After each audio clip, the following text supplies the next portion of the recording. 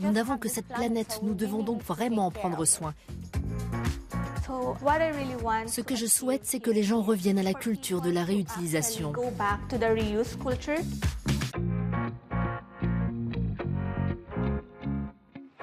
Bonjour et bienvenue dans Qatar 365. Avec moi, Adel Halem. Dans cet épisode, il est question d'éviter le gaspillage. Les déchets des uns sont les trésors des autres. Ce proverbe montre que la protection de l'environnement par un mode de vie durable n'est pas un concept nouveau. Il a été transmis de génération en génération par les différentes cultures et ethnies. J'ai découvert des initiatives locales ici même au Qatar, notamment pendant le Ramadan, le mois sacré des musulmans qui a débuté en mars de cette année.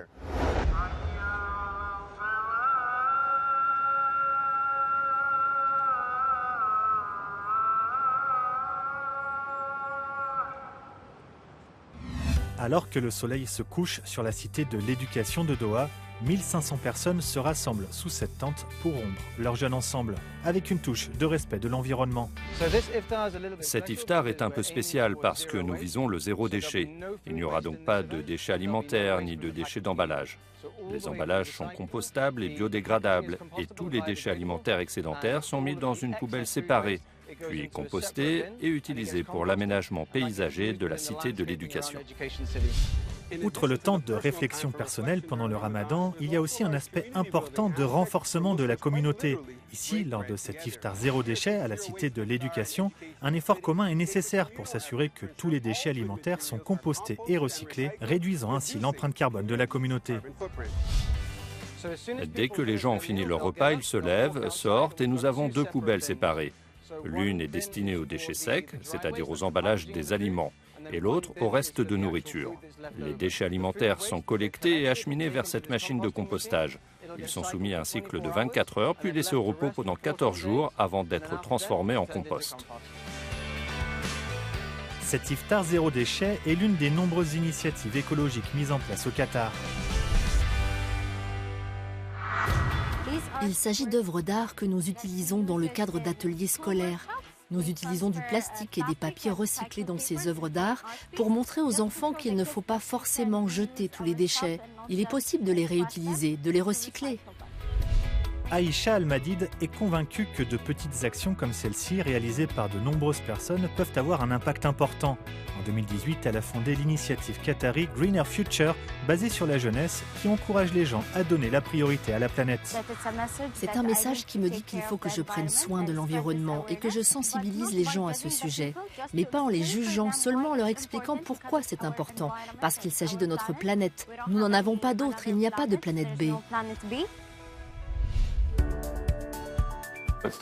Cela a débuté en 2019 en tant que plateforme dirigée par des jeunes pour les jeunes, dans le but d'amplifier les voix de ceux qui veulent faire changer les choses.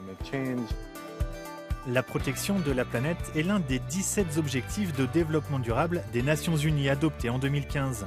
Pour les atteindre au niveau local, Owais Al-Salahi a aidé à lancer la seule initiative de bonne pratique des Nations Unies dirigée par des jeunes dans le Golfe, SD Generation Network.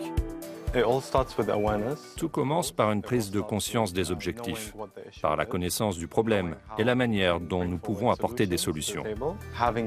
Je suis convaincu que les jeunes doivent être présents à la table des négociations.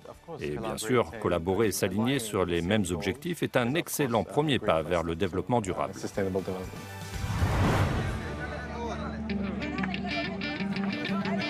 De retour à la cité de l'éducation, l'objectif zéro déchet n'est pas encore atteint, mais les dirigeants de la communauté se sont engagés à protéger la planète. Un hadith dit que personne ne croit vraiment tant qu'il n'aime pas pour son frère ou sa sœur ce qu'il aime pour lui-même. Donc, tout comme vous voulez de l'eau, tout comme vous voulez ce repas, vous devez penser que la personne derrière vous ou à côté de vous veut aussi ce repas. Nous essayons d'aider les gens à se rappeler de cela quand ils mangent, de ne pas gaspiller, de finir ce qu'ils ont dans leur assiette. Souleymane Ba a participé à l'organisation de cet iftar, l'un des piliers de la foi selon lui. Si vous pensez aux autres, vous ne prenez que ce dont vous avez besoin. De nombreux versets du Coran disent « Koulou washrabou » « Mangez et buvez ». L'idée de ne prendre que ce dont nous avons besoin de l'environnement sans lui nuire est très profondément ancrée dans l'islam. Un militant bédouin de l'environnement appelle chaque habitant du Qatar à planter un arbre ou à en préserver un. Je me suis rendu à la ferme d'Ali Taleb Al-Henzab, à environ 1 heure à l'ouest de Doha, pour découvrir pourquoi il pense que les connaissances indigènes peuvent être utilisées pour protéger la planète. Ali, pourquoi vous impliquez-vous autant dans la protection de la planète ? Nous considérons les plantes comme des usines à oxygène. Il ne faudrait surtout pas que notre bétail soit en danger sans végétation. Aujourd'hui, nous cultivons une grande variété de plantes et d'arbres afin de s'assurer de la bonne santé du bétail, des bonnes conditions météo et de purifier l'air. Comment pouvons-nous nous inspirer des méthodes traditionnelles de culture et de préservation de la terre, de la nature et de l'eau ?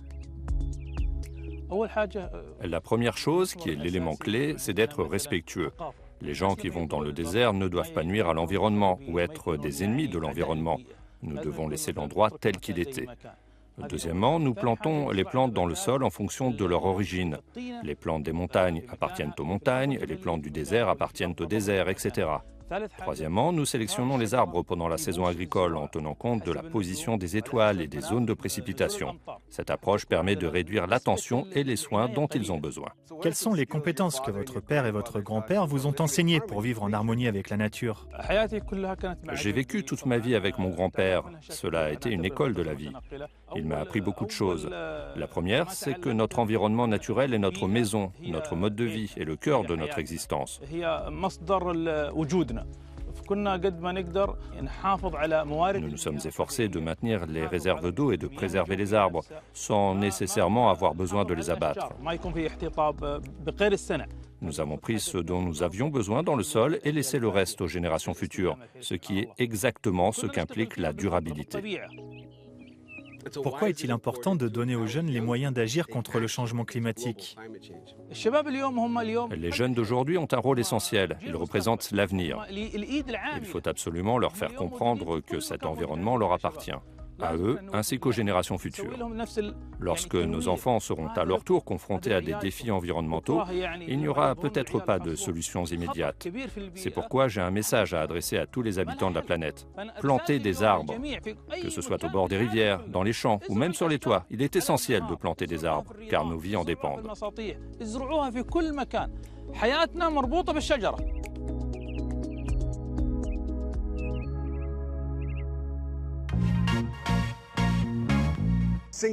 Les plastiques à usage unique et les déchets d'emballage finissent dans les océans et les décharges du monde entier. La solution pour réduire ces déchets est assez simple, passer à des options écologiques ou biodégradables. Ici au Qatar, de plus en plus d'entreprises agissent. Leila Oumaira a rencontré 2 petites entreprises désireuses d'apporter de grands changements dans le monde. Ces granulés étaient autrefois un mélange de compost et de déchets alimentaires. Ils sont introduits dans la machine en tant que matière première et en ressortent en quelques secondes sous forme de couverts biodégradables. Ces produits jetables écologiques sont fabriqués par la start-up qatari Enavra. Tout a commencé en 2019 lorsque Saoud Al-Emadi et Abdullah Chat étaient encore étudiants en ingénierie. Nous sommes allés dans certains cafés où les pailles en papier étaient très difficiles à utiliser pour boire. Nous avons donc proposé aux propriétaires l'idée d'un substitut respectueux de l'environnement et ils se sont montrés très intéressés. Après avoir testé différents matériaux, Saoud et Abdullah ont finalement découvert que les graines d'avocat mettaient beaucoup moins de temps que les autres à se décomposer naturellement. C'est ainsi qu'une idée a germé dans l'esprit des 2 jeunes entrepreneurs. Les graines d'avocat, qui sont l'un des principaux déchets utilisés, possèdent le composant fondamental pour faire un bioplastique compostable et biodégradable. Et jusqu'à présent, l'activité porte ses fruits. Depuis l'usine, les couverts biodégradables d'Enavra sont acheminés vers les cafés et les restaurants de tout le Qatar. Et comme de plus en plus d'entreprises font le choix d'abandonner les plastiques à usage unique, la décision de s'associer à Enavra est une évidence pour les chefs d'entreprise. En optant pour les produits Enavra, vous choisissez un produit de meilleure qualité, respectueux de l'environnement et biodégradable en l'espace d'1 an. Vous contribuez ainsi à la protection de l'environnement et à la réduction des déchets plastiques. Vous choisissez également un produit dont le prix est très compétitif par rapport aux autres produits écologiques. Du recyclage à la réutilisation. Dans Dans un autre quartier de Doha, Victoria Ahmad s'occupe des commandes de son entreprise écologique Refill to Save. Cette start-up encourage les gens à réutiliser les bouteilles en plastique en les remplissant de produits de nettoyage qu'elle vend. Du savon pour les mains à la lessive, en passant par les nettoyants pour le sol, Victoria facilite la tâche de ses clients en leur apportant directement les produits. Voici la station de remplissage. Elle se trouve dans la voiture. Nous voulons être mobiles, disponibles, pas seulement à Doha, mais aussi dans d'autres municipalités proches. Il est important de venir vers nos clients, car nous leur demandons de changer de mentalité.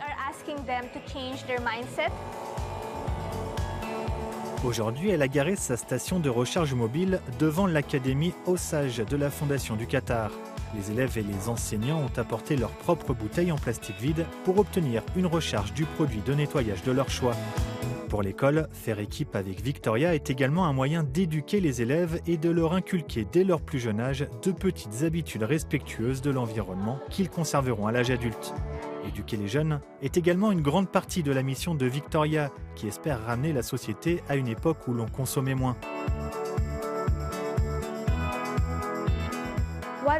Ce que je souhaite vraiment, c'est que les gens reviennent à la culture de la réutilisation. Parce qu'il y a des décennies, c'est ce que nous faisions. Nous réutilisions les bouteilles en verre pour le lait et d'autres produits de consommation. Et puis est arrivée cette culture du jetable qui s'est imposée. Je veux que nous revenions à la réutilisation. Avoir la main verte et trouver des solutions pour un avenir plus vert.